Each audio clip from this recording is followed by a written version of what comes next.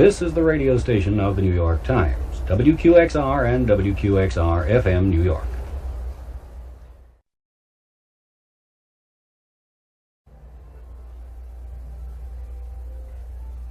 Good evening.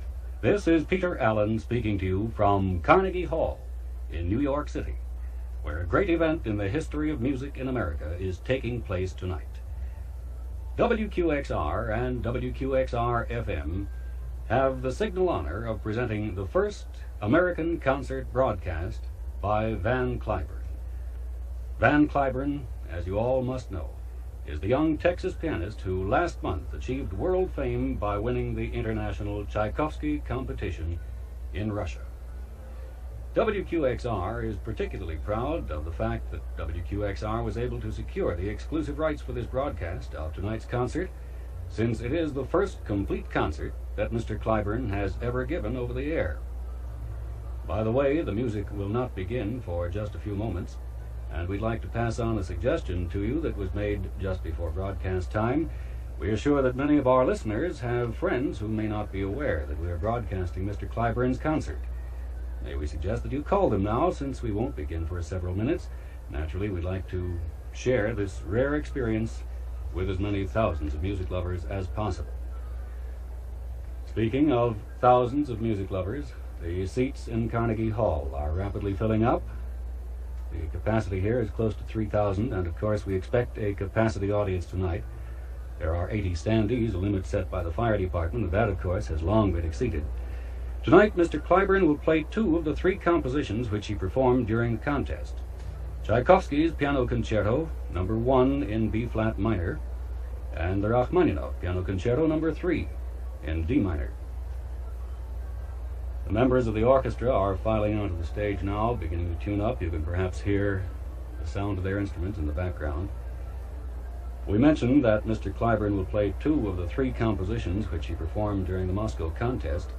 The third work which he played in Moscow is a rondo by Dmitri Kovalevsky, but he will not play that tonight because the composer himself has asked him not to.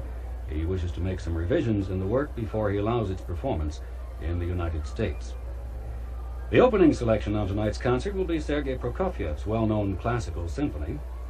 It will be performed by the Symphony of the Air, under the leadership of Kirill P. Kondrashin, tonight's conductor.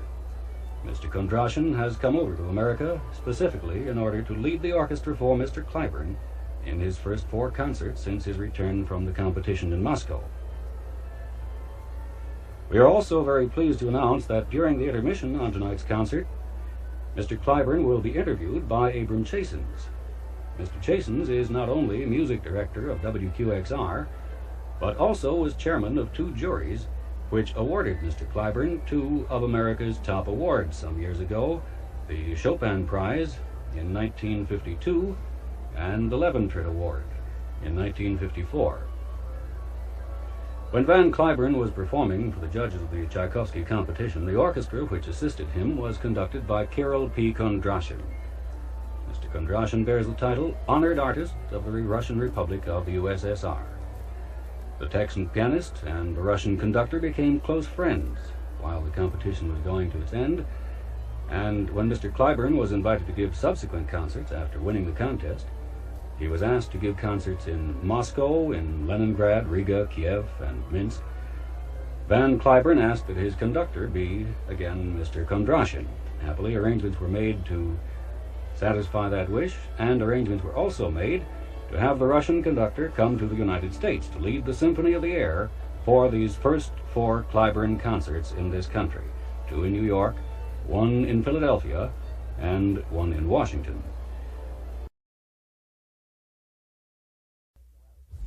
Now the members of the WQXR String Quartet, violinists Harry Glickman and Hugo Fiorato, violist Jack Braunstein, and cellist Harvey Shapiro, and guest artist Yasha Zaidi, are making their appearance here on the stage of our WQXR Concert Hall.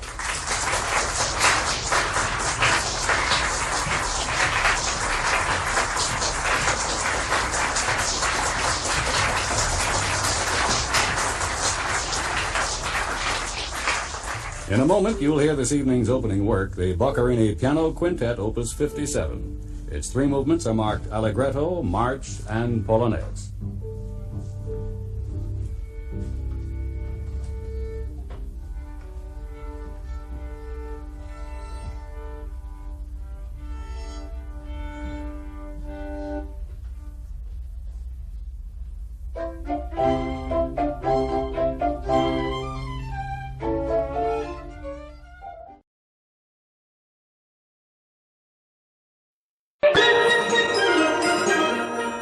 The vocal scene brought to you by the Union Dime Savings Bank, the dime that starts with you. Hello, this is George Jellinek. The McGraw-Hill Young Artist Showcase.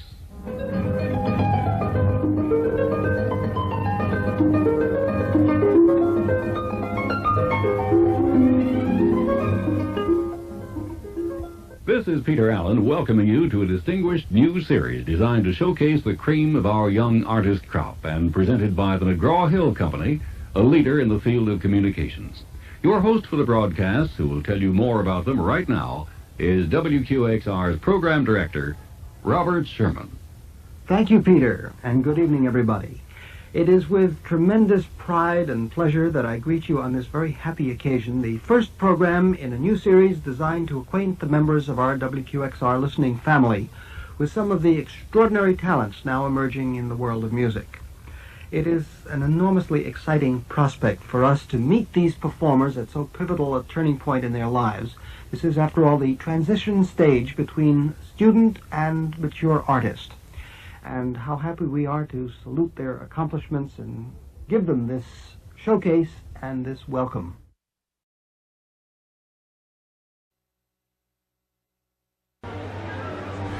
Warmest greetings to opera lovers around the world. This is Peter Allen welcoming you to this live matinee performance of Richard Strauss's Der Rosenkavalier from the Metropolitan Opera House in New York City, and to the beginning of his 61st season of broadcasts proudly sponsored by Texaco.